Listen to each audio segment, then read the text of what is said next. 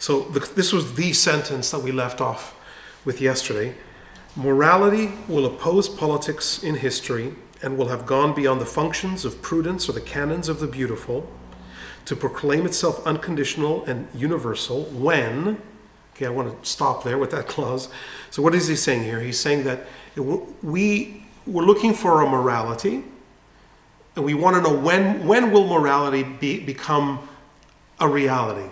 Well, when? It's always a reality, but when will morality be completely justified in the way that he would like it to be justified, and in such a way that it goes beyond the functions of prudence? It's an important, two types of morality he names here that he would like to dismiss as authentic morality. So there's a type of morality which is basically prudence. For example, Aristotle, you could say, it's a bit of a simplification, but you could say that Aristotle's Nicomachean Ethics is a grand attempt at being prudent, at achieving happiness through the golden mean. I'm sure you've heard of the golden mean, right? That don't do too much, don't go in excess in this direction or in that direction. Don't be a cheapskate and don't waste your money. Don't be a glutton, but don't starve yourself. So it's prudent to be in the middle, and that's Aristotelian morality. Levinas says that's not enough, really. It's not that kind of morality is not going to help us when we're talking about the harsh reality of war that we discussed yesterday. And he says neither that nor the canons of the beautiful. And here I think it's pretty clear he has Plato in mind, not Aristotle. For Plato, the good, which defines morality, the basic concept of morality, is in Greek the same as, well, it's a synonym of the word for the beautiful. In Greek, kalos, which we have, for example, in English, calisthenics. I think kalimare also comes from that, but I'm not sure. But kalos can mean beautiful and good. And so for Plato, morality is defined as a type of, I guess you could say, a kind of sublime aesthetics. Not really, it's again a simplification, but in any case, Levinas wants to go beyond that type of definition of morality. And he asks, when will we have a real morality, which is neither prudence nor this type of beauty-oriented morality? And he says that will happen when, and this is the second clause of the sentence, which tells us what to look for when we're looking for the type of morality that he wants us to have within, and remember, always within the context, within the horizons of the harsh reality of war.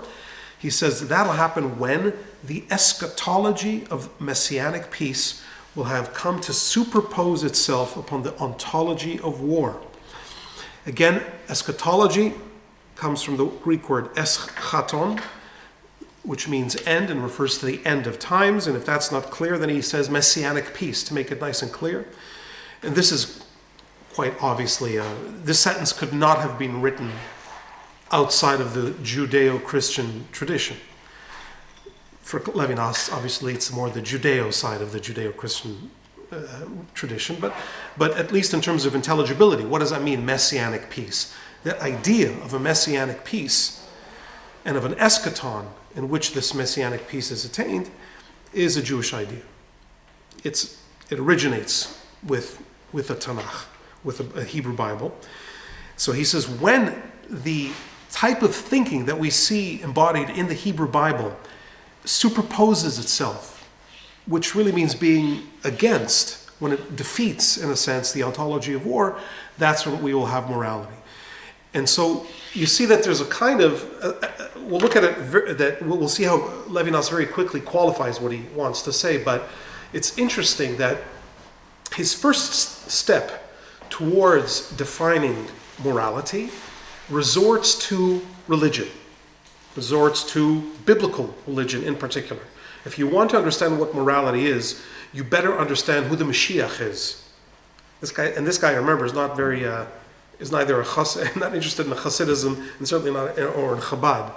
So when he says Mashiach, he's not talking about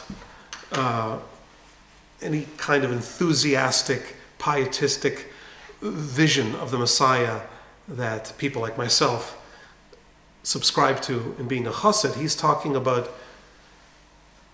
something more akin to what we saw in Hermann Cohen, when we studied Hermann Cohen, when he talks about the Messianic age. But definitely but they're still related. I mean, the Messianic idea is the Messianic idea. However you slice it, whether it's a Hasidic version of it or a Litvak version of it, there is some type of vision of the end of days which defines the truth of morality. He wants to take the truth of morality out of that messianism. Philosophers distrust it. Of course, philosophers distrust anything messianic. Philosophers tend to discount. They tend to not. Well, I'm always making statements which I have to qualify. I want to say the philosophers tend to avoid messianic visions of history, but there are, of course, philosophers who are quite messianic. For example, Hegel. If you know anything about Hegel, his entire vision of history is a kind of messianism.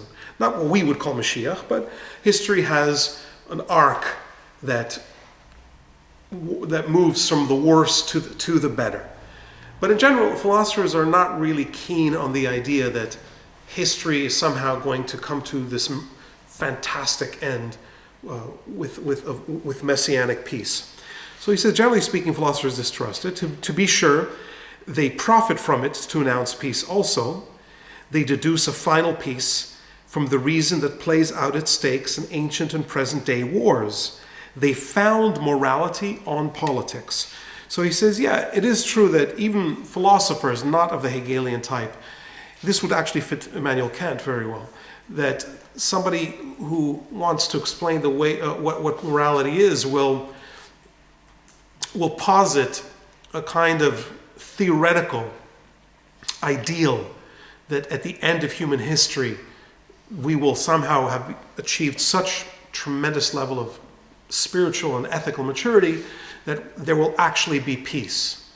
But that entire way of looking comes from the standpoint of a political way of thinking. Because in politics, we're thinking about various dynamics of nations and of peoples within nations, power dynamics. And we imagine, when we're talking about ethics, when a philosopher is talking about ethics, that somehow we will overcome these different types of dynamics, and somehow we will achieve a type of peace. But this type of peace is defined as the antithesis of war.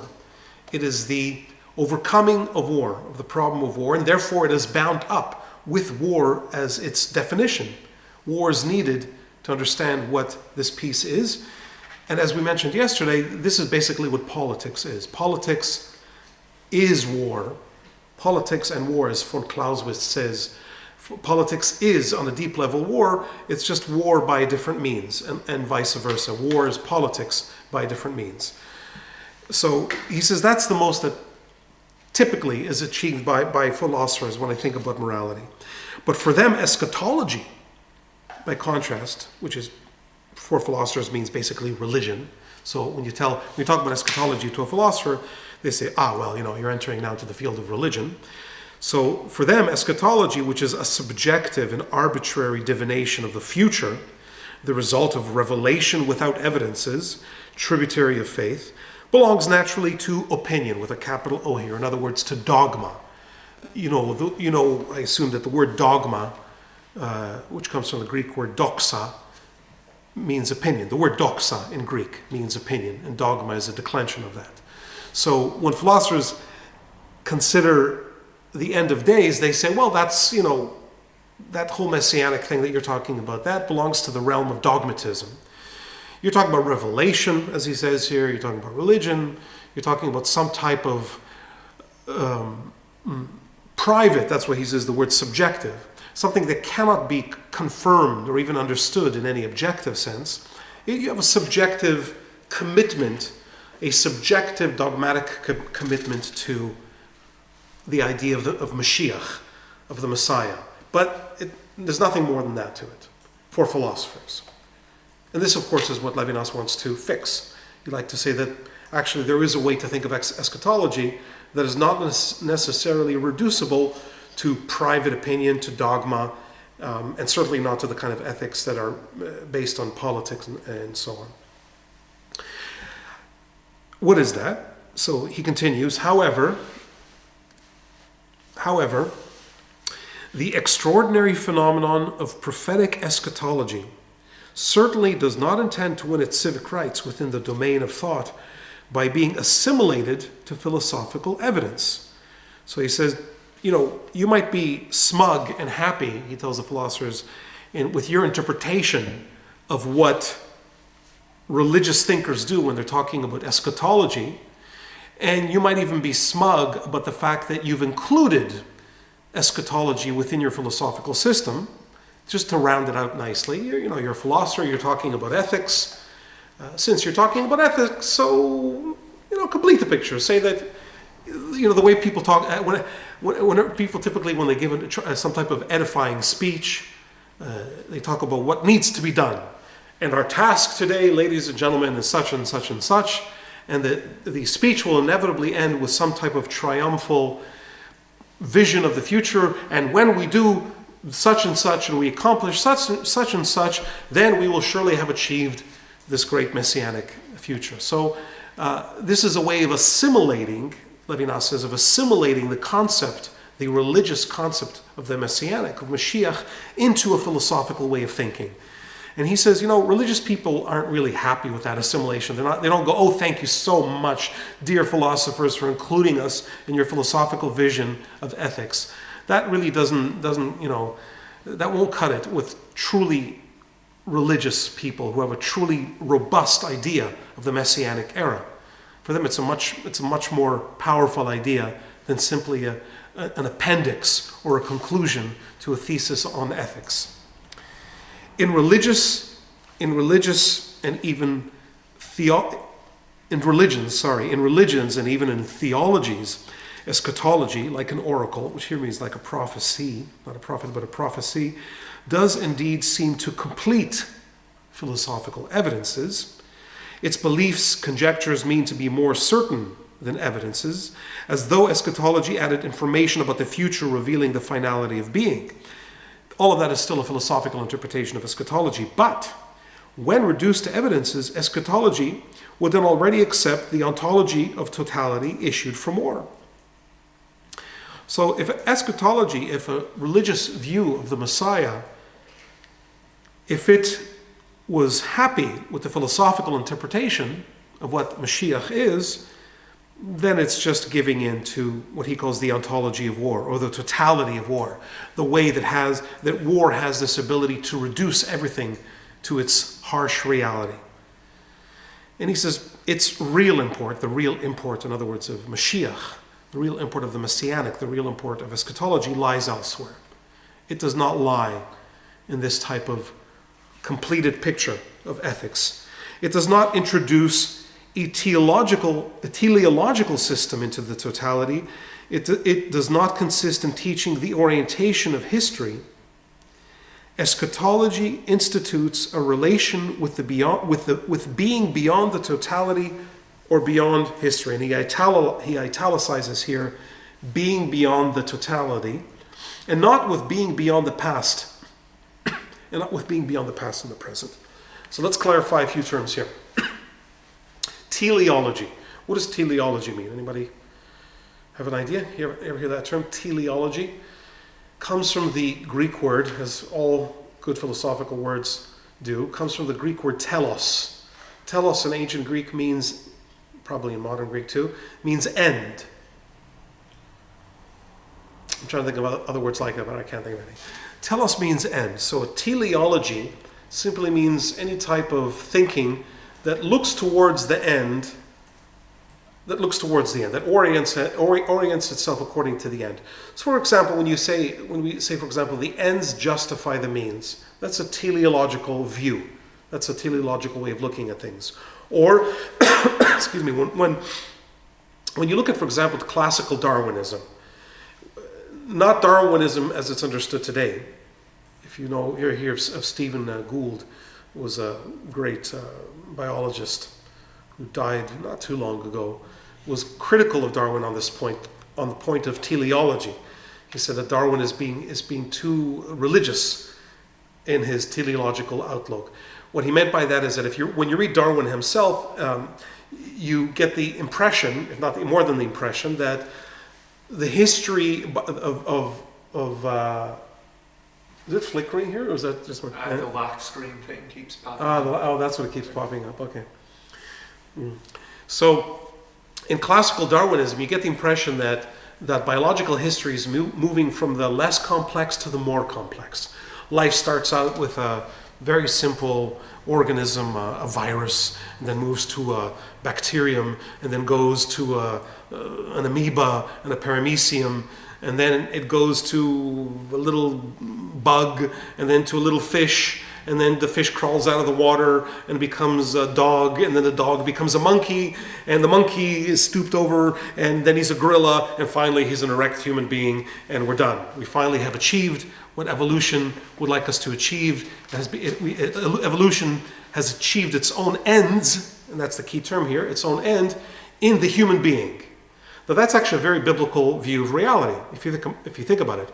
In other words, Darwin is a biblical thinker in a way. Of course, he has there are a lot of dimensions about the theory of evolution that in no way work together with the Bible, but at least the teleological aspect of Darwinism works very well with the Bible. Okay, so that's teleology. And here, eschatology is also a type of teleology. It looks to the end of history. So, and this, by the way, I mentioned Hegel earlier. This also applies to Hegel. When Hegel looks at history, it's also a very biblical, almost prophetic view of history, which says, in the beginning, Adam and Eve were happy in the Garden of Eden, but very quickly they spoiled things, they busted reality, and once reality was broken, they were kicked out. And so effectively, since the beginning, we've been in a wretched state, but slowly, through the introduction of great saints, Noah, and then Avram Avinu, and then Yaakov, and so on, and Moses, the human condition is improved step by step. This is also a midrashic approach to the story. And finally, it leads to the Messianic era. So the final figure that embodies the perfection of history is the Messiah. So that whole narrative is a teleological narrative. It moves from bad to better, to better, to better, and finally to the best, and then we have the end of history, and we're done. We have our telos. So Levinas says, if that's all that Mashiach is, then that's a very cheap understanding of Mashiach, which is kind of a paradoxical understanding of what Mashiach is. What could Mashiach be if not the end of history? Isn't that exactly what Mashiach is? Isn't Messianism precisely a view of history that where history is constantly moving higher and higher until finally it's reached its consummation point, its completion, and its peace? That's what Messianism is, isn't it? Levinas, isn't that what eschatology is? Levinas says that is an inferior view of what Messianism is. Well, then what is Messianism then? What do you think? I don't know if you had a chance to look at this, but I want to read again what I just read, that last paragraph, this one here, where he's trying to explain this highlighted paragraph actually, right? He says that he says that when we understand Messianism in its essence and in its secret, which is not teleological, Messianism does not consist in teaching an orientation of history. Very odd, right? It's a very unique way of looking at Messianism. It's not an orientation in history. Messianism. What is it? Eschatology, Messianism, institutes a relation with being beyond the totality, or beyond history, and not within being, and not with being beyond the past and the present. So, where typically Messianism would place the end of days, the happy ending, in a type of beyond, namely in a beyond of the present. Presently, things are rotten. Things are bad. In the future, things will be good. Well, in other words, beyond the present, things will be good. Levinas says, well, that's good, but that concept of beyond is very temporal. And it's looking at history it's looking from within history. It's saying that the only beyond that I can imagine is a beyond the present, a future beyond, a beyond that is the future.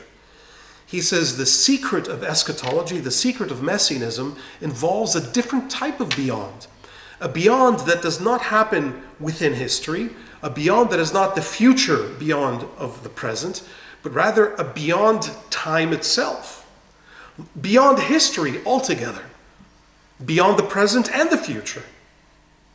It's a different type of beyond time.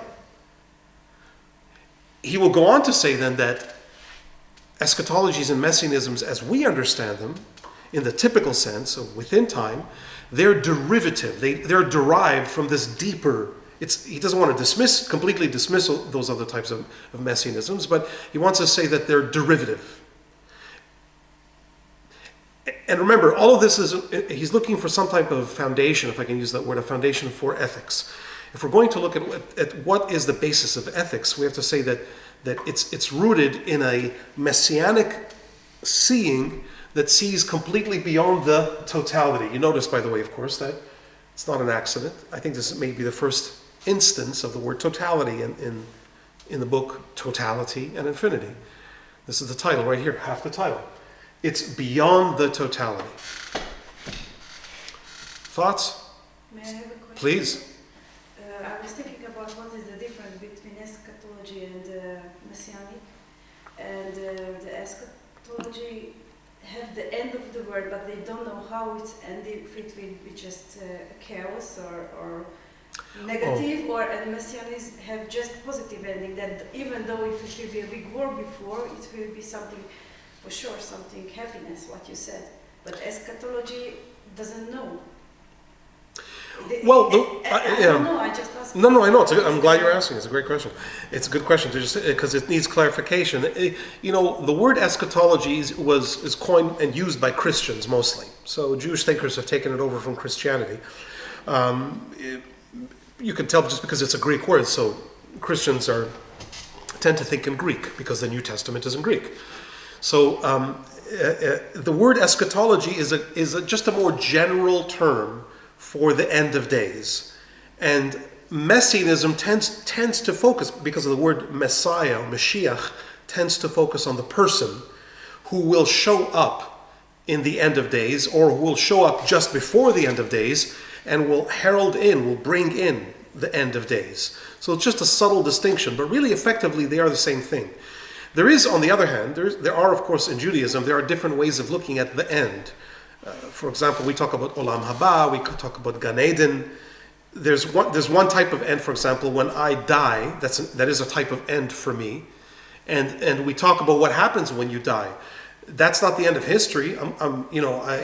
God willing, the end of history will happen before I die. Mashiach will be here today, before Shabbos.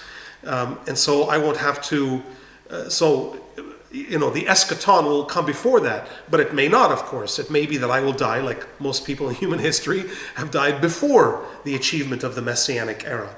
So typically the Messianic era is understood as history as a whole, whereas, for example, Olam Haba, although even those terms are plastic. Some people use Olam Haba for personal death, personal end, some for historical end. In any case, eschatology and messianism are basically synonyms for our purposes. They are synonyms, yeah. I just want to make sure I understand the distinction he's drawing. So the false messianism is essentially just things will be better in some significant way, but whereas eschatology, or the messianism he's interested in, represents something more transcendent. It's not just, to use the coming of Mashiach as an example. It's not just, we gather everyone in and we build a new Beis HaMikdash, because we've had Beis HaMikdashes before, and we've had it, everyone, all the Jews living in Israel. It's that, a restored Beis HaMikdash, the ingathering of the diaspora, and neither of those will change ever or again. It represents a full end. Yeah, just I like you use the word false messianism. I don't know if he would say false, because what we mean by false messianism, Shabsai Tzvi and whatever, Frank, but it's not that type of false messianism. He's just saying that there's messianism as understood in the way that you beautifully just sketched it. Typical messianism, which is a messianic version of history and of time. And then there's messianism in the way that he would like to discuss it. Philosophers do this all the time. This is a favorite trick of philosophers. They say, this word. You guys know this word, and I'm going to use this word right now, but I'm not going to use it the way you expect me to use it. They've been doing this ever since the beginning of time. Plato, for example, the first philosopher to say, the word idea in ancient Greek, it's a Greek word, idea, which means the look of something. I say, how does this glass look? How does the water look in this glass? That's what the word idea meant. So Plato said, I'm talking about an idea, but not the way the water's in the glass, or the glass even. I'm talking about an idea that you don't even see with your eyes. Well, Plato, what are you talking about? We say the word idea, we have no problem with. We know idea doesn't mean seeing with your eyes. But Plato was the first to say, I'm talking about something that all of you say all the time when you're talking about seeing something with your eyes, except that I'm saying it without seeing with your eyes.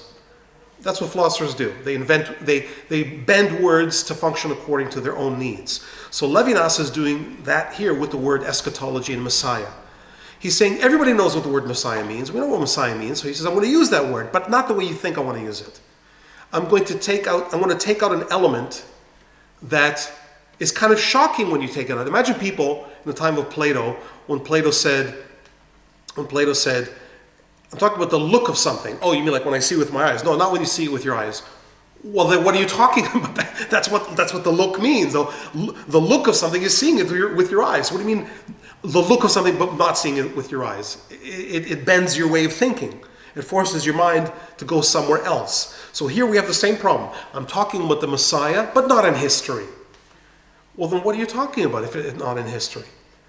One thing I think that he doesn't make totally clear, but you'll see it becomes very clear and very upsetting as he develops this idea, is that when you take away the historical dimension of messianism, what you've taken away effectively is the entire beauty, not the beauty, but what's the point of messianism if not to give people comfort?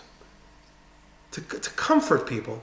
We say to people, oh yes, things are hard, yes, but Mirza Hashem, Mashiach will come and everything will be just hunky-dory. It's comforting to think of Mashiach. It's a source of comfort to think that history will finally attain some type of relaxation. That's what Mashiach, it's a relaxing idea. It relaxes the tension of history. It says all the stuff that's going on right now, we're waiting to exhale. When Mashiach comes, we're all going to exhale. What Levinas does here basically is he takes out that exhale factor. He says, no, that's not what messianism is. It's not comforting. There's nothing real messianism, or messianism in the way that Levinas, I'm talking about it right now, as a beyond history, has nothing to do with comfort. I mean, maybe tangentially, maybe derivatively, insofar as messianism in the simple sense of the word is derived from this. But the secret of messianism is not something comfortable. It's not something relaxing. It's not a consummation of history necessarily, but rather it's beyond history altogether. And Levinas says this is essential if you're going to understand what ethics is about. Ethics is about doing the right thing, as Spike Lee would say, doing the right thing with a certain vision of a perfect world, of a world in which everyone does the right thing, and yet without the expectation that that actually is going to come about. It's somewhat paradoxical, right? Somewhat theoretical. I don't know if what I just said makes sense. Right? You have to do the right thing in the belief, in the conviction that everyone should do the right thing, and in the belief and in the conviction that in some order of reality, everyone does the right thing, and that order of reality is somehow connected to this order of reality. That we are, in a sense, living in a world in which it's possible to do the right thing, and it will. I have to be careful with the word will because it points to the future. That there is some truth in everyone doing the right thing. And yet without the expectation that it necessarily will be realized in history. It may be that Mashiach never comes. Mashiach may never show up. And yet, you need to have a messianic vision of things. You need to see messianically, even if Mashiach never comes. It's a bit paradoxical. It's not a very comfortable idea. It reminds me of my very favorite scene in the Ten Commandments. If you've seen it with Charlton Heston. When I grew up on the Ten Commandments, my mother, God bless her, she used to make us watch the Ten Commandments just before Pesach. As I grew up, it was a very important part of my education, the Ten Commandments.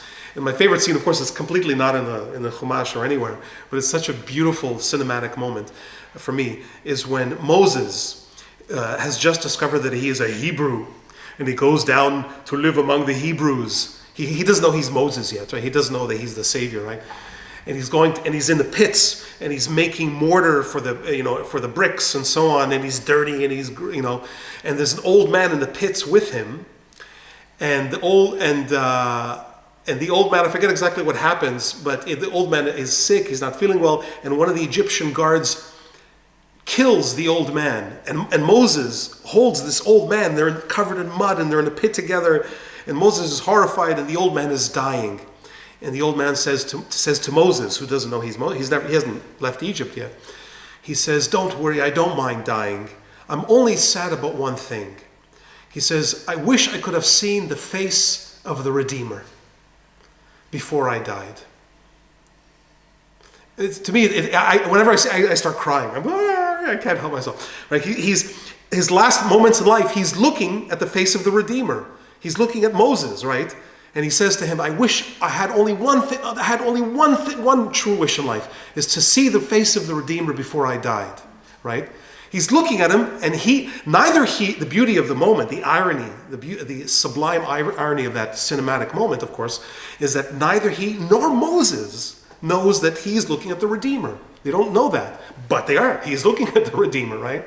So it's this kind of paradoxical vision of the Messianic, maybe the inversion of that vision that Levinas has in mind here. We're looking at the Messiah. We need to see the Messiah, and yet he may never show up. In our lifetime, we will die before the Mashiach shows up. Even though he's right there. There he is. The Mashiach is looking at me right now. But I will never see the Mashiach revealed as the Mashiach. It could be that a lot of Lubavitchers, by the way, I don't doubt, and probably I do, I guess, to some extent. The Lubavitchers, when they look at the Rebbe, that they have this type of paradoxical vision, right? You see the figure, the messianic figure, and yet he's dead. The messianic times were not realized, and yet the image of this man is the embodiment of the messianic.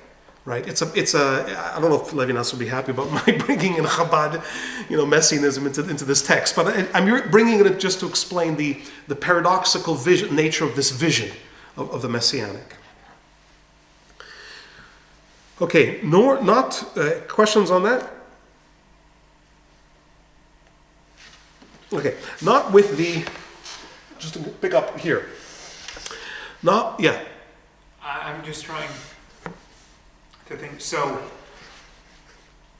he doesn't have the idea of messianism as something we can build towards through our actions, if I'm following this correctly. So, yeah. he does very much want us to have good actions, of course. But yeah. How does he relate to, what is his relationship with Zionism then? Oh, man, that's a hard question. Levinas, like many Jewish European intellectuals, trying to think of somebody to compare him to. Levinas had a nuanced view of Zionism. He was definitely pro-Israel. There's no question. Levinas was not a critic of Zionism in the sense that he thought that Israel was a bad idea. On the contrary, he thought Israel was a fantastic idea. I think my views of Zionism is very close to Levinas's. People ask me, am I a Zionist? And I say, well, whether I'm a Zionist or not, which is for me an uneasy, unsettled question, one thing is for sure, I'm definitely pro-Tzahal. Right? I'm definitely pro-IDF. Whether I'm pro the political vision of Zionism as it was worked out by Ben-Gurion to the present, which I'm not necessarily against either. I wouldn't say I'm an anti-Zionist, God forbid, not at all. But I'm not exactly a pro-Zionist either. But I'm definitely pro-Tzahal. I'm definitely pro-Israeli army.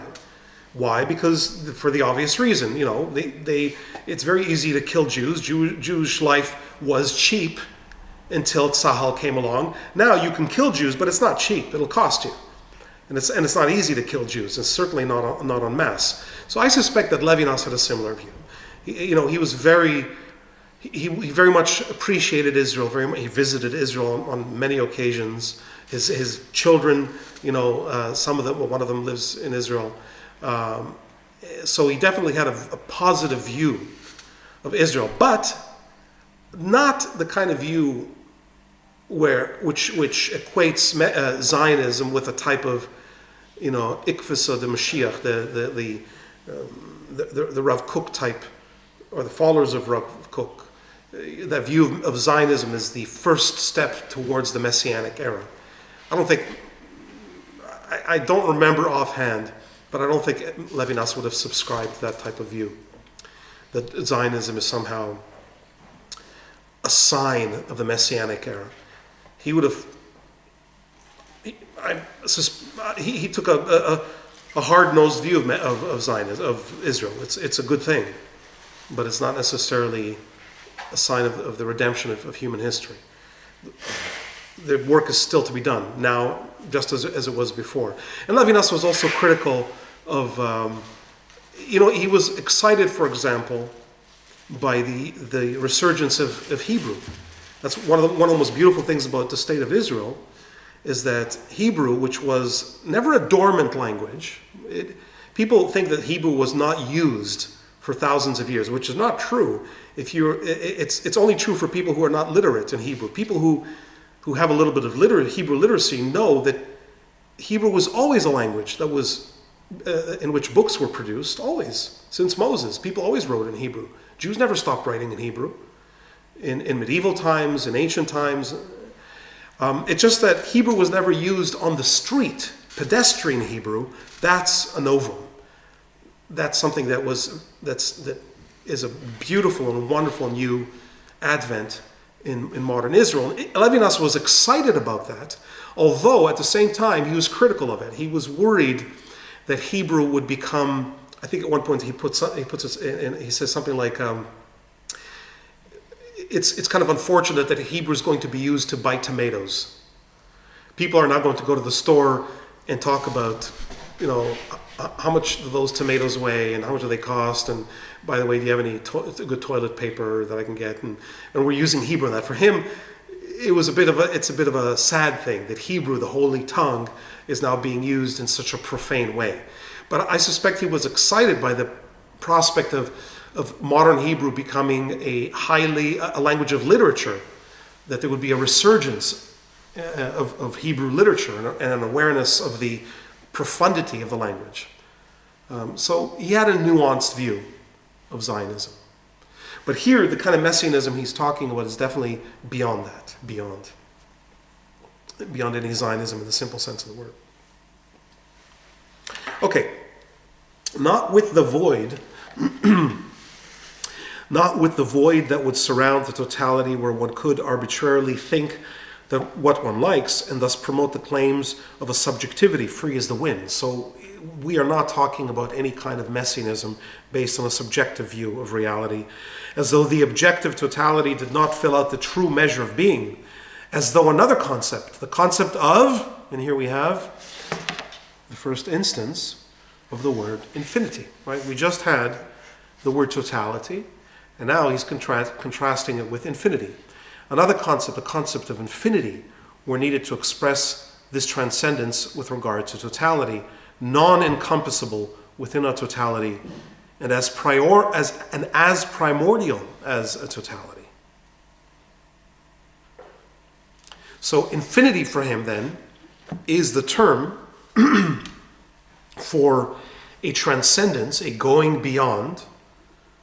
Alexandra, you asked me earlier before the class started about the word exteriority, which is in the subtitle of this, right? An essay in exteriority. What does exteriority mean for Levinas? It doesn't mean outside of the box, as opposed to inside the box. Exteriority means what he's calling here infinity. That totality looks a view of reality which is oriented by totality, always sees the world in terms of possibilities that are possible, that are within the world. Whereas infinity looks beyond those possibilities, and in a sense looks at what is maybe not impossible, but well, actually, yeah, impossible. I think it is impossible. I might be going too far here, so maybe others would disagree with my take on this, but it may well be that when he talks about the Messiah, he's talking about the impossible. It may be that, strictly speaking, if the possible is something that can be actualized within the world, it may be that when he says Mashiach, he's talking about something that will never be realized within the world. It's not possible at all, strictly speaking. It's impossible, strictly speaking. And yet, says Levinas, just because it's impossible doesn't mean it's not part of our life or part of our experience. On the contrary, it's just as real, if not even more real, than totality and the world. In some ways, it's even more real than the possible. That's what it means to be human. To be human is to live with what exceeds, what is in excess of every measure that we can give to reality. It's an excess of the universe. It's an excess of the cosmos. It's an excess of history. It's an excess of ourselves. You can see, of course, how this makes him a profoundly religious and Jewish thinker. As I mentioned yesterday, Sefer Bereshit, which we just read, not Sefer Bereshit, but Parashat Bereshit, is a story of creation of the world. What is the world if not totality? In the beginning, God created the heavens and the earth. What is there besides the heaven and the earth? Well, nothing really. If things, as we understand things, are defined by being either on earth or in heaven, however we understand that, if the universe, which is the great, massive sum of all possible things, if that is what defines thinghood, being, then Maaseh Breshit, the story of creation, is telling us there is something beyond that, namely God. God is not something. If you think God is something, then you don't understand what God is. Our minds naturally, unfortunately, tend towards thinking of God as something, as the biggest something of all. We say, wow, God, well, that's really, the universe, that's huge. The Milky Way, that's very big. The Milky Way is big, but you know what? The universe is much bigger. The universe is 100 billion Milky Ways. That's the whole universe. Is there anything bigger than the universe? Yeah, there's something much bigger than the universe. It's God. That's really something. Mashu. God is really something. God is big, a big thing. That's not God. If God is just a bigger version, when you say God is Hagadol, Hagibor, V'Anora, God is big, but it's a bigger version of what we have, even the biggest thing which we have, which is the cosmos, then we don't understand God. God is not a thing at all. God is the infinite, is beyond totality.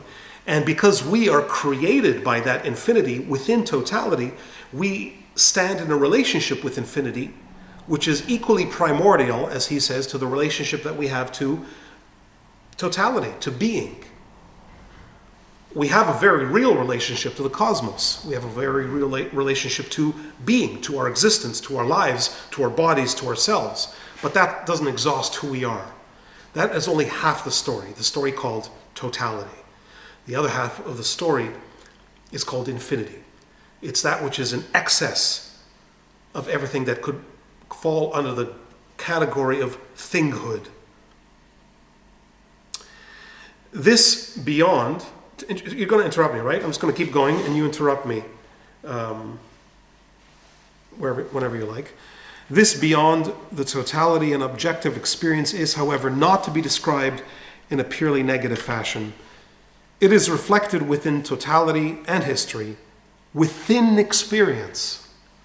So it actually, beyond the eschatological is somehow within experience, magically, even though experience, normally speaking, is what we would call totality. He says, nevertheless, there is such a thing as the experience of the infinite. The eschatological, as the beyond of history, draws beings out of the jurisdiction of history and the future. It arouses them in and calls them forth to their full responsibility, submitting history as a whole to judgment, exterior to the very wars that mark its end. It restores to each instant its full signification in the very instant. All the causes are ready to be heard. It is not the last judgment that is decisive, but the judgment of all the instants of time when the living are judged. This is complex stuff, but let me just pause there. The judgment which we associate with the Messianic era and with the eschatological, we talk about when Mashiach comes, the end of history will be ushered in, and the end of time will be ushered in, and we will have the day of judgment. So, and we also talk about personal judgment. When a person dies, they go to heaven and they are judged for what they've done. Now, Levinas says that when we're talking about the eschatological in the sense that he would like to bring in here, which is beyond history, it's not enough that that judgment takes place at the end of history.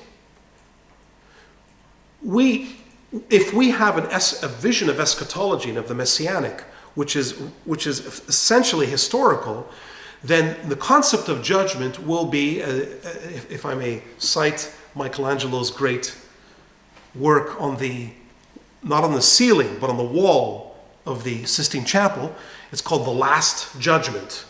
The Last Judgment, the judgment that will be last at the end of time.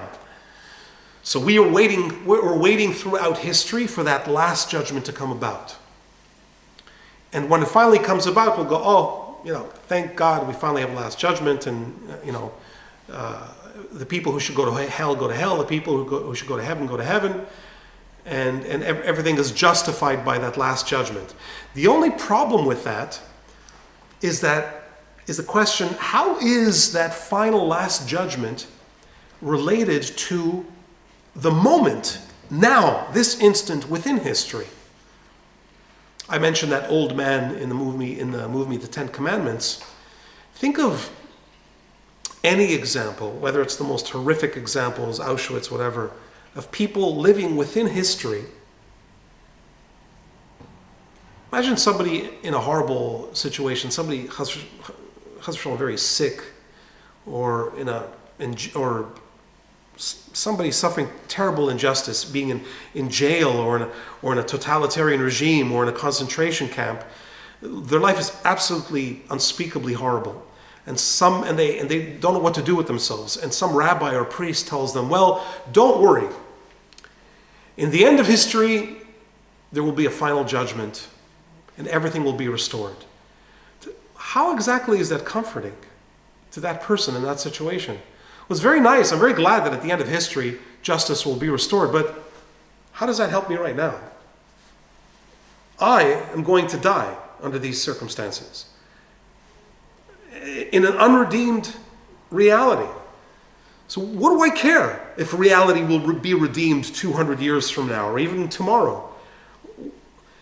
How does the Messiah, when Mashiach comes, how will that redeem the fact that 1 million children died in Auschwitz? Mashiach will say, well, folks, don't worry. I know 1 million children died in Auschwitz. I know they were completely innocent. But I've come to explain everything. I've come to explain why that was necessary and justified. Who in his or her right mind would even listen? If somebody introduced their justification like that to me, I would walk out of the room. I'm just about to explain to you why. Imagine somebody being comforted like that for a death, chas v'shalom, of a child. Don't worry. People do that all the time. Yes, your child died, from crib death, but don't worry. There is an explanation for this, and we'll find out what that explanation is. It's not very comforting at all. In fact, it's a slap in the face, right? So, in a sense, I think that's what Levinas is addressing here. He's saying that when we're talking about the eschatological and the messianic, we have to understand that it's directly related to the instant. It's not enough for the Messiah to come at the end of the story and explain what that story was about. The messianic has to be immediately and directly related to now, this moment. If chas v'shalom, I am suffering now, I must be able to have some type of immediate connection to the messianic order. So now what that means is by no means easy to say, but there's some type of intuition of the messianic redemption of the moment now. Within this suffering right now, this moment has to be somehow redeemed. I'll tell you a quick story, and then I should probably turn off the camera for our Facebook friends so that they don't get all spoiled and think that they don't have to register to our course. I once interviewed Rabbi Yisrael Lau in Israel. After reading his book, in his book he describes how his brother spoke to a great tzaddik, a great Hasidic Rebbe after Auschwitz, and he was telling this Rebbe, I think it was the Rebbe of Gur. I'm not sure though. Anyway, he was talking to him and telling him about the camps. And this Hasidic Rebbe says, and did you see the dead bodies? And Rabbi Lau's brother said yes. And the Rebbe asked him, and did you see the crematoria? He says, yeah, I saw the crematoria with my own eyes. And he said, did you see the smoke rising from the chimneys? He says, yes, I saw them. And he says, and did you see God? And Rabbi Lau says, he writes in his book, he says, I didn't know what to say. My brother couldn't answer. And I personally asked Rabbi Lau, I said, what did your brother mean by that? And he couldn't tell me either. He couldn't tell me. It's a very paradoxical... Can you please repeat the sentence, my brother? Which one? Just the sentence, what he replied. That he said, Rabbi Lau told me, he said that this Rebbe was asking his brother basically whether he still had emunah. In other words, in Auschwitz, you're walking around Auschwitz on a nice gray day, you see piles of dead bodies, you see them being fed into the crematorium, you see the smoke rising. Do you still have faith in God? That's how Rabbi Lau interpreted the question of this Rebbe to his brother. I don't know. I mean, Rabbi Lau knew his brother better than I do, but to my mind, it's still open-ended because the whole story is very open-ended. First of all, Rabbi Lau had to interpret what his brother told him and what the Rebbe said. Rabbi Lau's brother himself was stumped by this question. So, to my mind, it's still an open-ended question, how to interpret the Rebbe's question. What was the Rebbe asking? Was he asking, did you have faith in Auschwitz? Maybe. I mean, Or is there something, I can't help but think this, was there something even more something more than that. Is it possible that he was asking about more than just faith? It's not just faith in the sense that Levinas is talking here. See, the question is, what does faith mean? Does faith mean, do you believe that Mashiach is going to come? Yes, we're here in Auschwitz right now, but do you believe that Mashiach is going to come and redeem history and explain why we had to have Auschwitz? That's one interpretation. Or is it possible that he was asking something else more along the lines of what Levinas seems to be getting at, which is, do you, even in hell, even right now, we are in hell, but do you acknowledge that there's an order to reality that is beyond this? And that we may never understand, it will never necessarily be explained to us, but are you in tune with that order of reality, with God, even here in hell? It's possible, I don't know, I don't know myself, I'm not suggesting this is the definitive way to understand that story, but I'm trying to make sense of Levinas here, so I'm using that story as an example, but I'm trying to see if there's a way to articulate along Levinasian lines an understanding of the beyond that is not reducible to a simple pedestrian understanding of Messianism. What do you think? Is my question even intelligible? Is it too abstract? Is it too abstract? I think so. I'm just not sure Probably. how to tie it all together.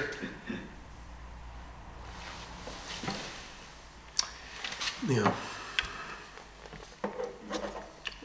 Should turn this off.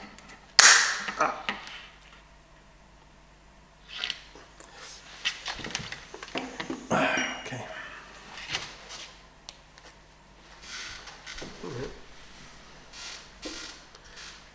Yeah, I don't want people to think of a free class. Yeah, so it's just a teaser. Yeah, so what do you think? You don't know how to tie. You see what I'm trying to get at? Maybe it's not clear enough yet, right? For me now, Nothing is clear. To your brain's too foggy. I'm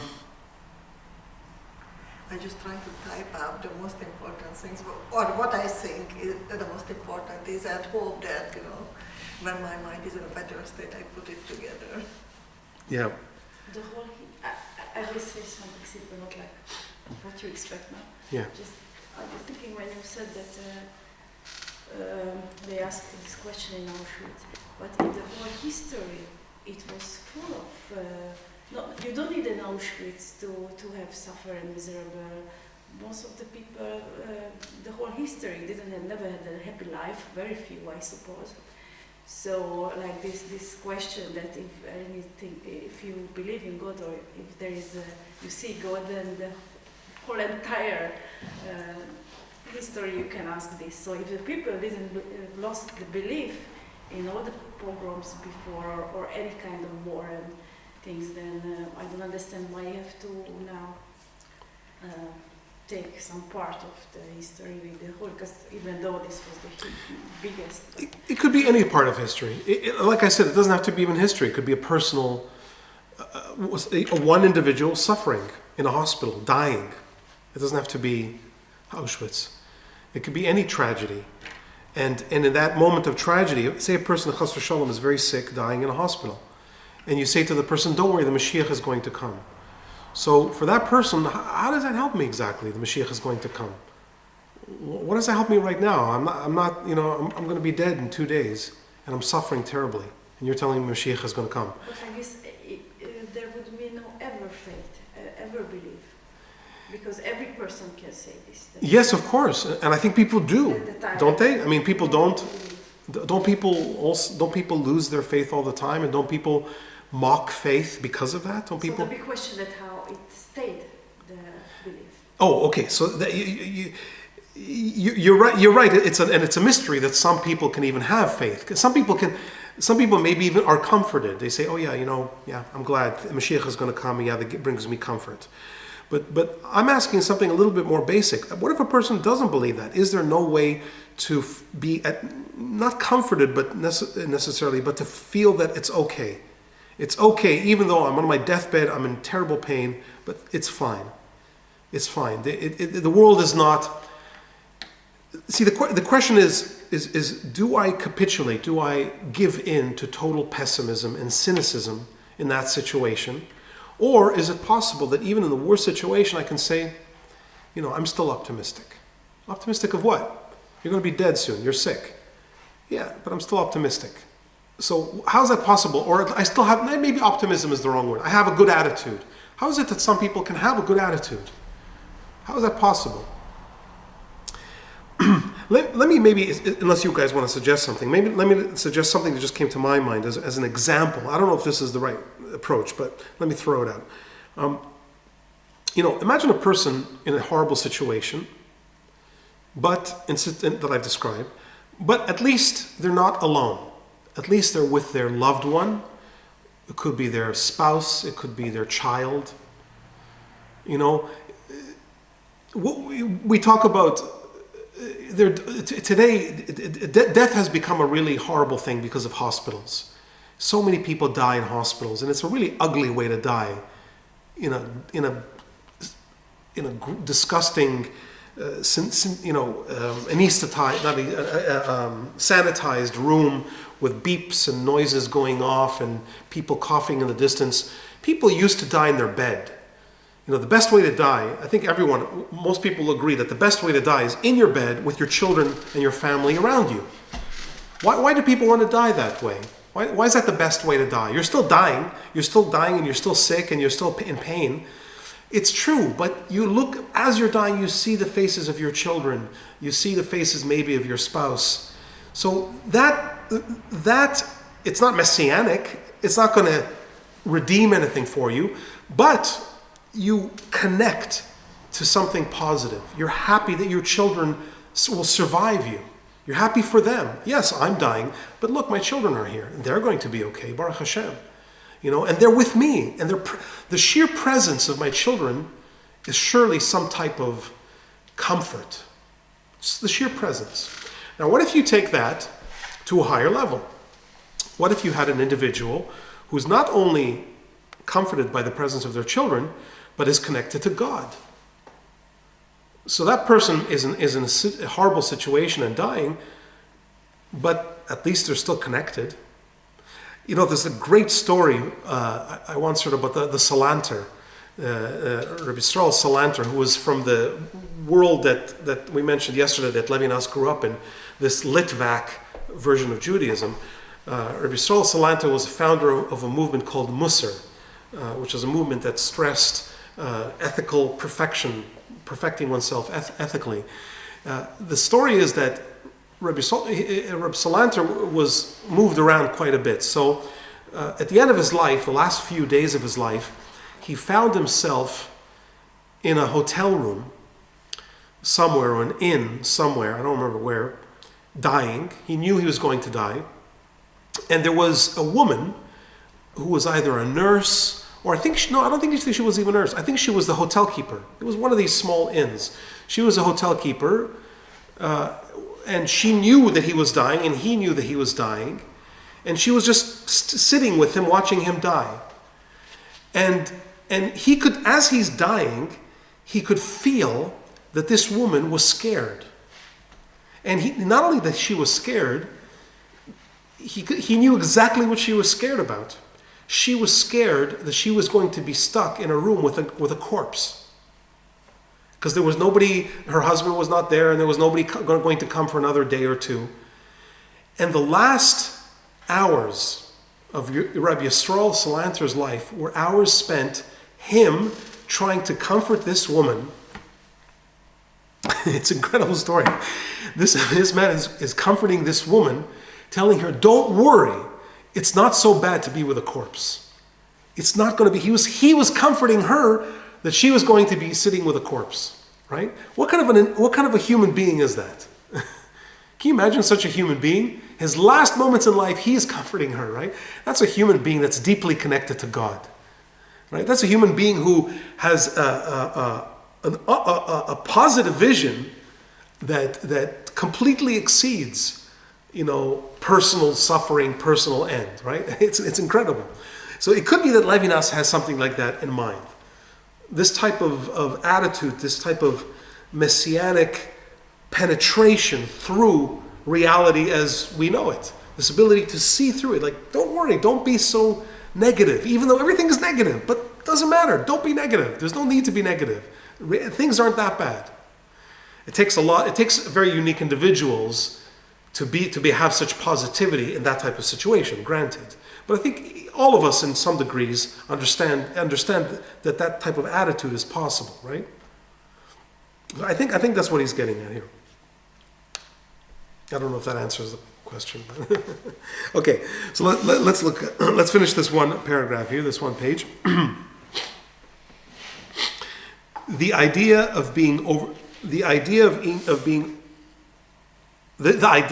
being overflowing history makes possible existence. Am I here? Let me just see here. Yeah, right here. The idea of being overflowing history makes possible existence, both involved in being and personal, called upon to answer at their trial and consequently already adult. But for that very reason, existence that can speak rather than lending their lips to an anonymous utterance of history. This is going to be a major theme in the rest of the book, is this idea of being responsible, being an adult. In fact, Levinas has this beautiful phrase, I think he has even an essay with this title. He says, Judaism is religion for adults. It's a very funny phrase in a way, right? Judaism is religion for adults. In other words, it's really, to be honest, it's a jab against Christianity, right? Because in Christianity, the whole thematics of Christianity is to underscore the fact that we are God's children, that we're helpless, and God will save us, and we can't really do anything, and God is going to go take care of us. Levinas says, well, that's Christianity. It's not Judaism. Judaism is for adults. We need to take care of ourselves. That's what God wants. God expects us to be responsible, to behave like adults, and not to be crybabies all the time. Right? That's his Litvak kind of stalwart vision of Judaism. Peace is produced as this aptitude for speech. In other words, for response to the other. And Levinas will connect the word response with responsibility. The eschatological vision breaks with the totality of wars and empires in which one does not speak. It does not envisage the end of history within being understood as totality, but institutes a relationship with infinity, with the infinity of being which exceeds the totality. The first vision, and he puts that in quotes, importantly, vision of eschatology, hereby, and here this bracket is important, right? Hereby distinguished from the revealed opinions of positive religions, right? So he says, he's telling us that eschatology, hereby, in other words, Levinas is saying, here I'm telling you, I want to distinguish what I'm calling eschatology from revealed opinions of positive religions, in other words, Judaism, Christianity, Islam, and any religion that has some type of dogma of Messiah and eschatology. He says, I'm distinguishing myself from that, and specifically a vision of eschatology. The vision of eschatology is not a vision of the end of days. This vision reveals the very possibility of eschatology, the very possibility of eschatology in the typical sense of the word. That is the breach of the totality, the possibility of a signification without a context.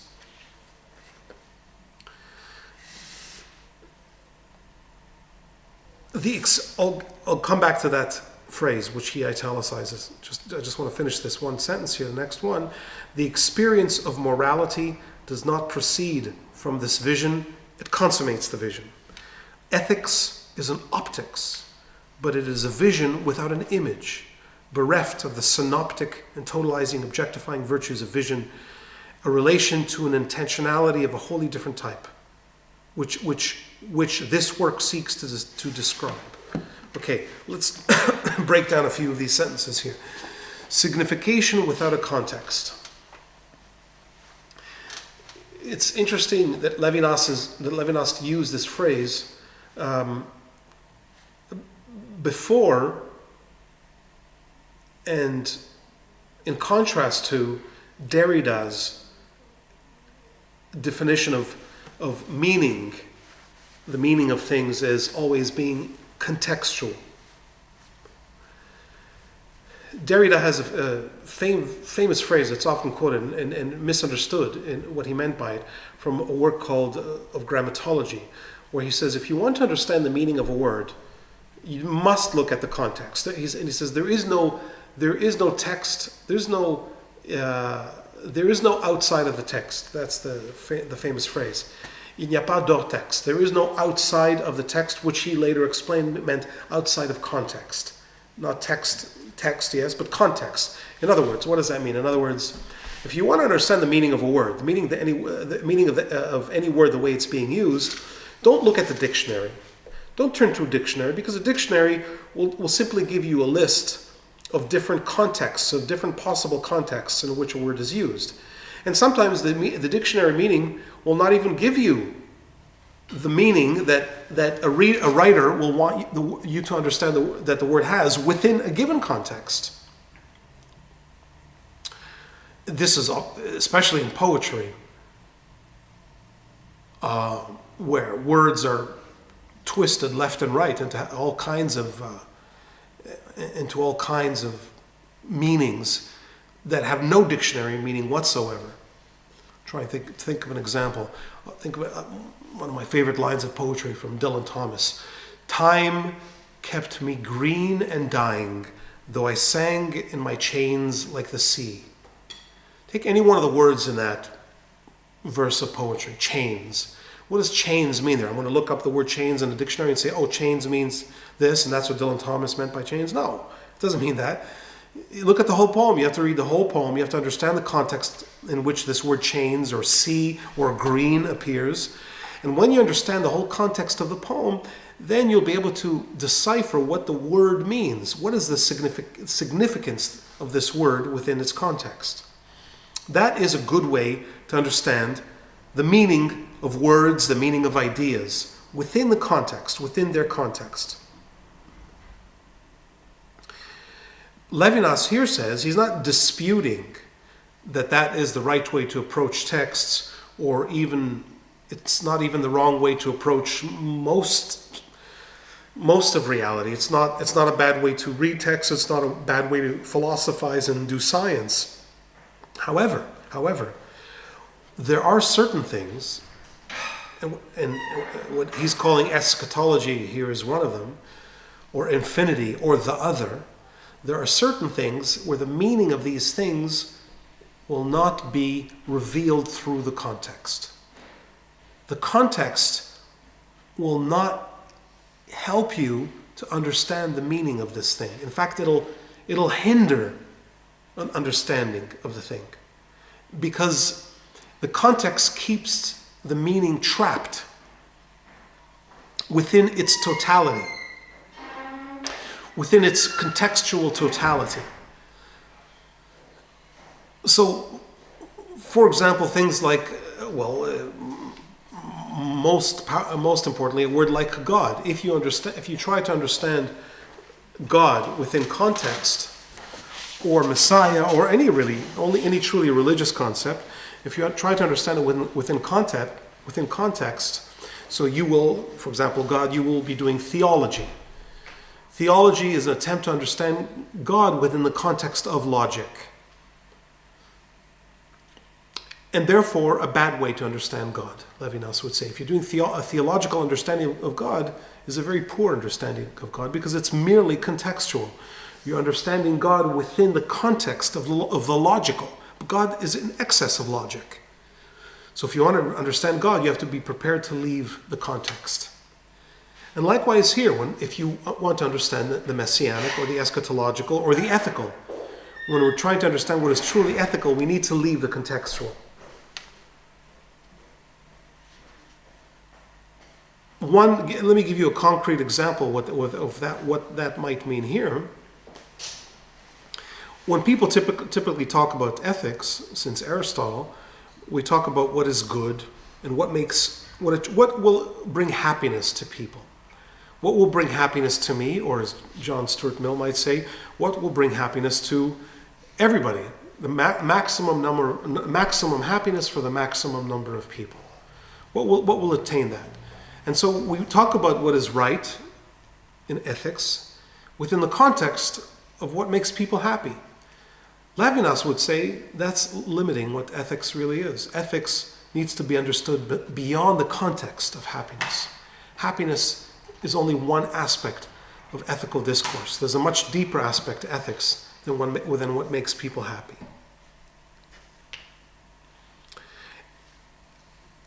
And what is involved, so if that's true, then Levinas is always aware, as he always uses the word subjective. He keeps coming back to this because he knows that philosophers will say, he knows that his buddies will say, his philosophical buddies will say, well, look, if you want to take everything out of context, you want to look at this beyond the contextual, beyond the whole, beyond the philosophical, beyond the logical. So you're entering now into a realm of total subjectivity.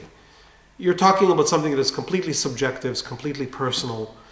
There's no objective way to do ethics, they're going to say to Levinas. There's no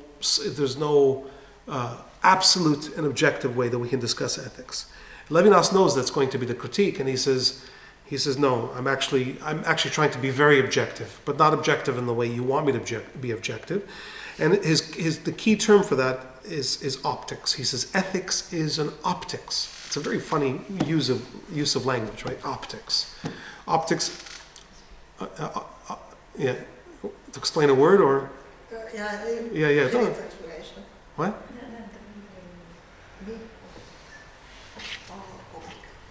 Optica. Like when you get glasses, when I go to the optician, when I want glasses, I go to the optician. Optics. I know. Yeah. I think you know the word optics. You're right to be confused. But what is that? What does glasses have to do with ethics? What does an optician have to do with ethics? Right? It doesn't make any sense. Why is Levinas using language in this weird way? So optics is, of course, a Greek word which means to see. Right? It comes from the word to see. So he's used the word vision and so on to try to capture what he's saying about ethics. He says ethics is a way of seeing reality. It's not a way of seeing in the way that we typically see it. Remember, he's trying to distinguish it from evidence. It's not a scientific way of seeing reality. It's not a typically philosophical way of seeing reality. And nevertheless, it is a way of seeing things. Here, I think the best. I actually think that Levinas has Yechezkel in mind, in particular, the prophet Ezekiel. And I mentioned this yesterday. The word chazon in the Torah, which is translated as vision. So chazon is a prophetic seeing of things. But it is a seeing that sees further than reality. If you know the way that the book of Ezekiel opens, the very first line of the book of Ezekiel is, I was sitting by the river Chebar in Babylon, and the skies opened up, and I had visions of God. The skies opened up. What does that mean? Does that mean that the clouds moved aside, and he had a clear vision of the sky? No, that's not enough for the clouds to move. The clouds moved open, and then I saw the sky. He says, no. The sky cracked. There's a crack in the fabric of the sky, and when the fabric of the sky opened up, then I had visions of God beyond the sky. The Eretz HaShamayim is not enough. That defines the earth and the heavens, or the sky defines the world. But he sees beyond what is beyond nature.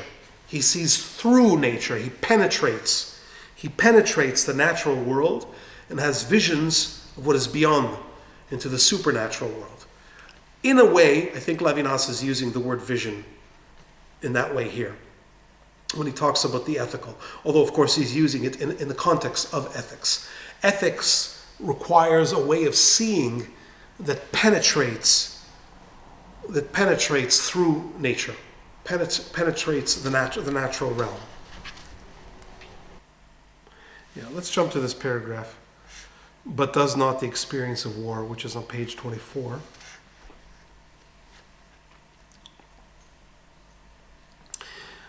He again now is coming back to his critic and saying that the critic is asking him as follows. But does not the experience of war in totality coincide for the philosopher with the experience of evidence as such? And is not philosophy itself, after all, defined as an endeavor to live a life beginning in evidence, opposing the opinion of one's fellow men, the illusions and caprice of one's own subjectivity? That's what philosophy is, an attempt to overcome everything that is subjective. And war is the opportunity to see beyond subjectivity. So what is he talking about here? Does not the eschatology of peace, outside all of this evidence, live on subjective opinions and illusions? He keeps coming back to this objection to his way of seeing things. Somebody's asking him, isn't your whole discussion of the messianic, of the end of days, your whole idea of vision of the beyond, doesn't it live on subjective opinions and illusions? He says, well, yeah, unless, and here is his answer, unless philosophical evidence refers from itself to a situation that can no longer be stated in terms of totality. Unless the non-knowing with which the philosophical knowing begins coincides not with pure nothingness, but with the nothingness of objects. So he says, look, if you're saying that I'm talking about something that transcends, that it does, what I'm talking about does transcend the evidence of reality, the evidence of things. And so in that sense, yes, the things are, in a sense, nothing from this perspective, right? The objects do have a nothingness to them. Without substituting eschatology for philosophy, without philosophically demonstrating eschatological truths, we can proceed from the experience of totality back to a situation where totality breaks up, a situation that conditions the totality itself. Such a situation is the gleam of exteriority. Here Alexandra is the term exteriority, and I think this is the first time he uses it. Such a situation is the gleam of exteriority or of transcendence in the face of the other. The rigorously developed concept of this transcendence is expressed by the term infinity. So here he's telling us what he wants the word infinity, how he wants the word infinity to be understood. Infinity is visible in the sense of vision that we just discussed, in Yechezkel's sense of vision, a vision that sees beyond totality. It's visible in the face of the other. This will become a key term in Levinas's writing, both the term other and the term face. It's an amazing word, face. We're going to come back to it again and again. The face of the other, which he is using, of course, poetically and philosophically, not just literally.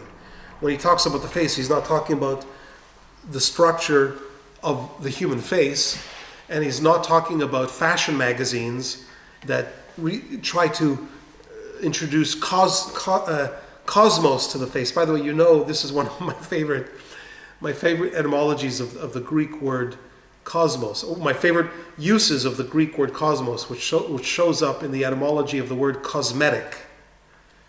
Right? The word cosmetics, is connected to the word cosmos. Why? How is makeup connected to the word cosmos? The word cosmetics is a very sexist term. My daughter Sophie would love this. She's the big feminist in our family. She's reading a lot of good feminist literature. We're just last night talking about The Beauty Myth by Naomi Wolf, which deals with this. How is makeup related to the cosmos? The word cosmos in Greek means order. It doesn't mean universe, it means order. The universe is a place of order rather than chaos. So you have chaos, which means disorder, and God brings cosmos into chaos, order into disorder. And likewise, women of course are naturally ugly, their face is in chaos, and so they have to use cosmetics to bring their face into order, to bring cosmos into the chaos. Surely there's no more a sexist and misogynist word than the word cosmetics, right? It's one of the most misogynist and sexist words in I think in the English language and in any language, right? It's not, because after all, it's not just a word. It's not a word. It's a whole view of reality, of womanhood, right? And the expectation, which is not an expectation that men have, that is imposed upon men. Men are not expected to use cosmetics on their face, because men's faces are always in order, right? Because after all, it doesn't matter if a man is ugly. So what if he's ugly? So long as he's intelligent and wealthy and that, so it's okay. It's the fact that he's ugly, it's forgivable. But for a woman, God forbid that she should be ugly. A woman's ugliness is unforgivable. And by the way, what is the Muslim counterpart of the Greek and European concept of cosmetics? The Muslim counterpart is hijab. Hijab is a different version of cosmetics. It's saying a woman's face is a dangerous thing. We don't want to see women's faces, right? They're dangerous. Maybe she's too beautiful, right? That's the counterpart. On the one hand, women's faces are, she's terribly ugly, I can't stand to look at her face. On the other hand is, oh my gosh, she's too beautiful, I can't stand to look at her face. Either way, there's something wrong with women's faces, right?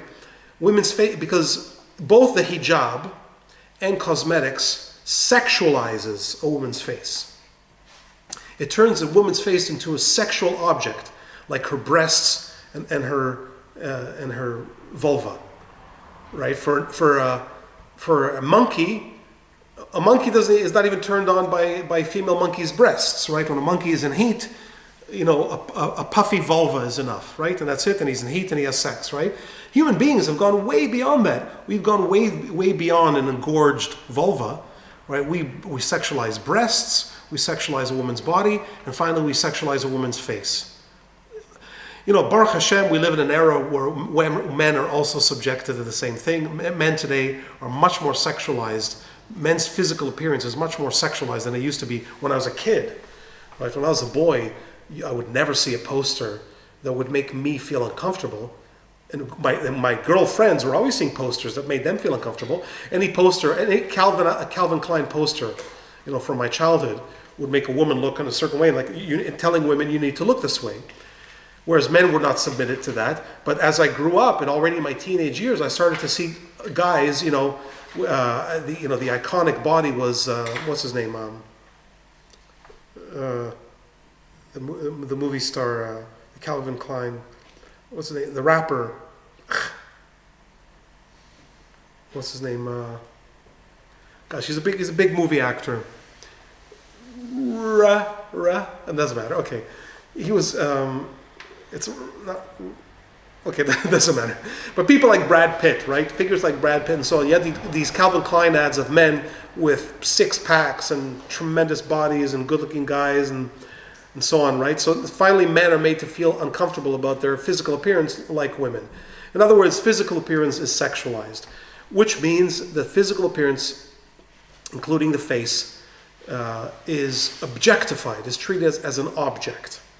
Okay, that whole tangent was to explain exactly what Levinas does not mean by face. That's not what he's talking about, of course. He's not talking about an objectified face. Levinas wants to say that the human face has this uncanny ability to break through the objective realm. When we see a human face, when we see each other's faces, and when we see any human face, it penetrates the objective realm and makes us sense that there is something there that is not an object. It's not a thing. What's sad about cosmetics and about the hijab is that it returns the face to a thinghood which the face has in the animal realm. When you look at a dog or a cat's face, you can see the dogs and cats don't make expressions with their face. They don't smile. They do have, dogs do have these like, right? But they don't have the extensive facial vocabulary that we have with our faces, the expressive vocabulary. We use our faces to tell each other what we're thinking and we use our faces when we speak. Our faces are communicative. They're part of our vocabulary. Dogs and cats don't use their faces for that purpose. And so presumably when dogs and cats look at each other's faces, it's not that different from looking at each other's butts. In fact, from what I can tell, dogs are much more interested in each other's butts than in each other's faces. Because when they greet each other, the first thing they do is they go to their butts. Obviously, we know why that is, because for them, the smell of another dog is much more indicative of who that dog is, whether they've met that dog before or not. We don't do that. And we don't do that not just because our sense of smell is inferior to the sense of smell of dogs and cats, but because for us, the person is in the face. It's not going to help me if I see your butt. Right? If I see your backside or your arm or your leg, that doesn't tell me anything about you. That doesn't tell me who you are. It shows me that you worked out or you didn't work out or whatever, but it doesn't indicate it's not an indication of your humanity. It's when I see your face that I go, oh, there's Sam, there's Brigitte, there's Alexandra. Oh, that's them, right? I'm already associating how you sound, what you want to say. There are many things that come with your face. That's your humanity is in your face, and likewise with me when you see my face, right? And it's no accident, by the way, that we and I think, in Judaism, clothing is a very important statement about the face. In Judaism, Jewish clothing is an indication of how we are to understand the face, because unlike Muslims, in Judaism, you mustn't cover your face. That's unacceptable. You mustn't objectify a woman's face. If a man said, the Muslim, I'm assuming this is the Muslim view of things, and Judaism would disagree with Islam on this point. It agrees on many other points, but on this point, it disagrees with Islam. Judaism would say to the Muslim attitude towards a woman's appearance. Number one, we completely agree with you that a woman's body should be covered, because a woman's body is definitely an object that can arouse sexual desire in men, and in a Jewish society, we ask women to be responsible, to take responsibility vis-a-vis men, and to dress appropriately and not to turn men on. By the way, if a woman doesn't dress that way, we're not going to stone her. We're not going to kill her. We're not going to do anything to her, in fact. It's fine. A woman is free to do whatever she wants. If she wants to walk around with a bikini and a tank top, that's fine. I mean, okay, we don't like it, but we're not going to do anything about it, right? But we're asking, as a Jewish society, that women who was part of our community, that they not dress that way, that they be sensitive to our weakness as men, right? We acknowledge that we're weak. We're not pretending we're strong. We are weak. We men are weak. And we're asking women to respect our weakness and to take care of us, to be bigger and stronger than us, and to take care of our weakness by dressing physically, from the neck down, definitely appropriately. However, that much we agree with Islam. However, to suggest that a woman should cover her face, that's just inhuman. If you're going to tell me that I saw a woman, she's beautiful, I can't help but fantasize about this woman. When I go to sleep, I only think about her. She's so gorgeous, and I have such strong sexual attraction to her. Buddy, that's your problem. That's not her problem. That's your problem. If you can't look at a beautiful woman and just see a human being, you got issues, right? And go to a psychiatrist and deal with them.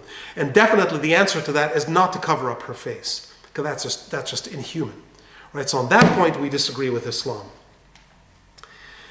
And probably by the same token, a woman, I would say that, by that same token, we also disagree with the Kardashians. because the amount of effort that the Kardashians put into their faces, which goes beyond makeup. Never mind makeup. Makeup is nothing. The effort that goes and the money that goes into ritual mutilation through surgery to make sure that chas v'shalom I have wrinkles and I'm becoming an older woman and I need to hide the fact that I'm a woman in my 40s and 50s and God forbid in my 60s and 70s. I mean, look at Madonna. If you see pictures of what Madonna's done to her face lately, you know, it's a different human being. It looks nothing like Madonna, right? I mean, that is jihad. That is exactly the same thing as a jihad in reverse. That is a dehumanization of a human face. That's not what Levinas is talking about. When he says face, he's talking about the most natural, the most intimate, the most human part of what we are. And that part of us which reveals our otherness, which reveals, when I see a human face, I go, oh yes, that's somebody that is not reducible to what I think and I feel and I know. In fact, I would push this further. I would say that exactly, sorry, I'm on this point, but I think it kind of, Levinas, I wish he had talked about it. He doesn't talk about this, but I think he could have made his point very well along these lines. That the jihad and makeup and plastic surgery are exactly reduce the otherness of the face back to totality. The infinity of the face that naturally comes out of a human face is brought back into an animal totality through jihad, through cosmetics, and through plastic surgery. They destroy exactly the what he calls here the transcendence of the face. The fact that the face exceeds. How does it transcend it? Let me be very, very concrete. When I wish he had talked about beauty. When I see a young woman, she has to be young, of course, because beauty has to be associated with youth. When I see a young, beautiful woman, and I have no problems confessing this. I think all of us are programmed, right? If I see a woman whose beautiful face is in keeping with the standards, this happens with men, by the way. If I see a young, beautiful man, but it's easier to explain. I mean, I'm not a homosexual, but I can admit that I have certain gay appreciation for beautiful men. There's no question. When I see a beautiful man, in a movie or whatever, or it takes my breath away for a moment. Like, oh, wow, that's a beautiful man, right? But it's easier to explain for me as a heterosexual man a beautiful woman, right? When I see a beautiful woman, something is triggered in my brain. The animal part of my sexuality is triggered, insofar as that animal sexuality is connected with concepts of beauty that have been indoctrinated in me since I was a boy, which includes everything you watch on television, every magazine you see, classical paintings, people saying, wow, that's beautiful, and so on, right? All of us are trained to see what is beautiful. And through that training, on the one hand, there's a nurture element to it, and there's a nature element to it, which is pure, raw sexual response. So I see a beautiful woman, boom, I have a response to that. And that it's very difficult to help that. The question is, of course, what do I do with that? Do I pursue that as something that is completely important to me? Or do I just say, so I had the response, beautiful woman, what did I do? I have to walk on. And if I do pursue that, and some men do, the Don Giovanni is the man that is obsessed with the beauty of women.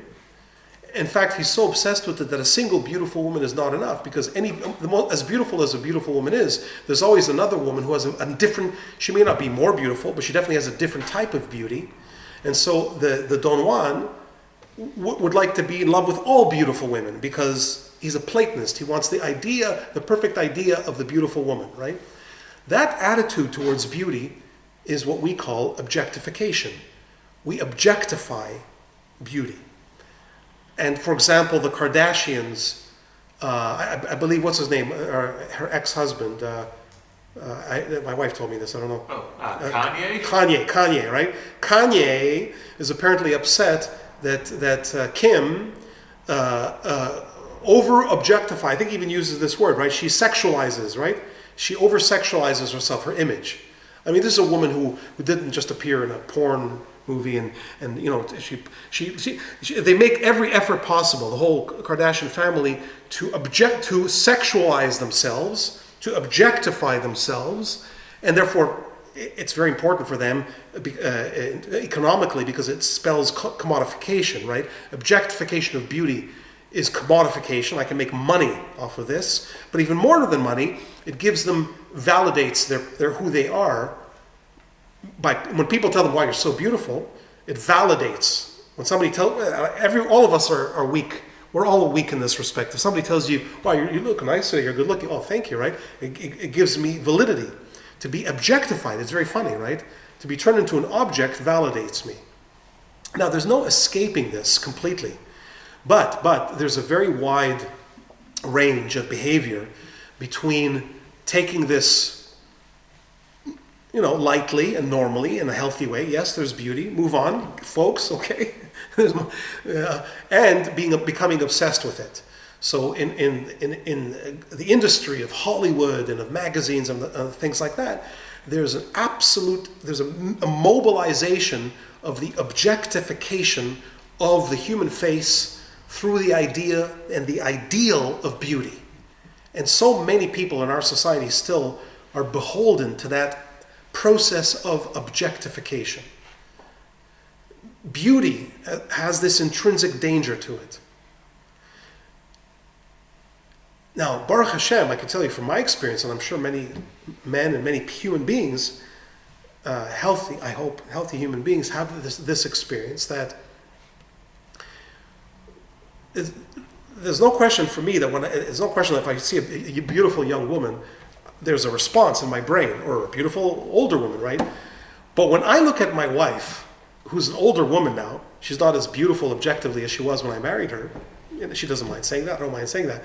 But when I look at my wife, I see in her face something that is so much deeper than beauty, that there's no contest. There's no contest with the most beautiful woman. I don't care how beautiful this woman is. I don't care how much plastic surgery and how much makeup she has and how much natural beauty she has. There's no comparison with this woman and my wife. Why? Because I love this woman, my wife. Her face has a depth to it that is of a completely different order, and beauty is no longer even. It doesn't even. I mean, when I see my wife, of course she's beautiful. She, and I'm sure you've heard men and women say that. Well, you know, she's as beautiful as the day I married her. When I was young, I thought that's such a stupid thing to say. He's just trying to flatter her, right? But I now, in my age, I experience. You know, I'm 20 years married. I really do feel that. I look at her like, wow, she's as beautiful. She's even more beautiful than when I married her. Because in my brain, the face aspect of this woman is much more powerful than the objective value of beauty as it's sold to me by the Kardashians, right? So this intimacy value of a human face is what Levinas is talking about. And for him, I've talked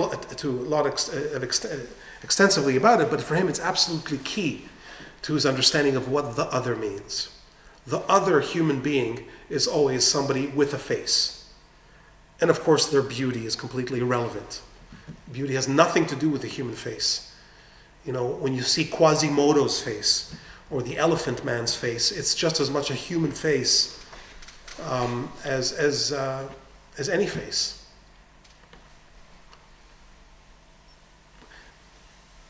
Then that is exactly what ethics is all about. Ethics is becoming an ethical human being, is becoming more and more in tune with the inner goodness and intimacy and the inner beauty of every face,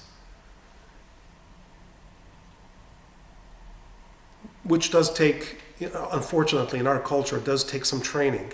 We have to untrain ourselves. I remember for me, for example, I mean, it's sad when I think about my past, but I remember I used to be like many people. When you see somebody who has Down syndrome, for example, right? When I was young, it disturbed me to look at a Downsy, somebody with a Down syndrome face, right? Looks like the face is wrong, right?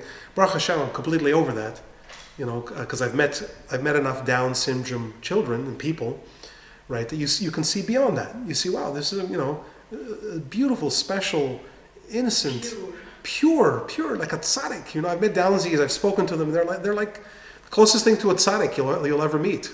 When you talk to a Downsy, they're such special people, and through that type of encounter, suddenly the whole stigma of that's a Mongoloid. That's what they used to be called, I think, Mongoloid, right? Because they look like the Mongols, right? The whole stigma falls away, and you suddenly see the face of a Down syndrome person, right? And the fact that they don't match the Kardashian ideal is completely irrelevant. Questions, thoughts? I see it's noon. We should break here. We'll stop here. It was amazing, but I didn't thought that you would take this sentence and not like expression, but really literally about the face. Which sentence? The last one. It really surprised me now. Oh, the face of the other? I thought it's just expression of the literary face.